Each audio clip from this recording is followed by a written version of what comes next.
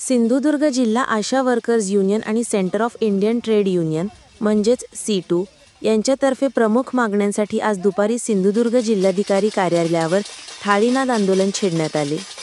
यामध्ये C2च्या अध्यक्षा कॉम्रेड विजया राणी पाटील यांच्या नेतृत्वाखाली सिंधुदुर्ग जिल्ह्यातील आशा स्वयंसेविका व गटप्रवर्तक या आंदोलनात सहभागी झाल्या होत्या।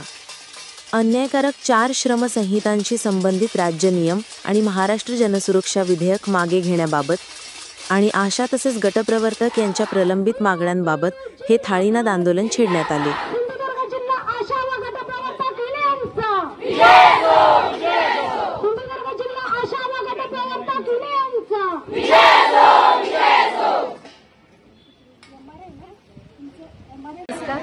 विजया राणी पाटील, सिंधुदुर्ग जिल्हा आशा वर्कर्स युनियनचे जिल्हा सचिव, जिल्हाध्यक्ष।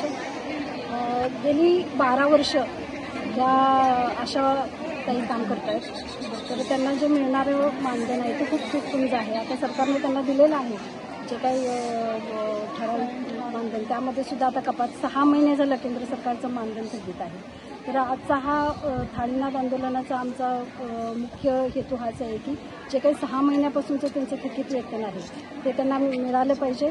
जर आणि आता सरकार काय करत आहे की जे 60 वर्ष झालेले आहेत आशांना, त्या आशांना तात्काळ कमी करण्याचं धोरण जे सरकारनं अवलंबलेलं आहे ते मागे घेऊन त्यांची वयाची अट ही 65 वर्ष केली पाहिजे।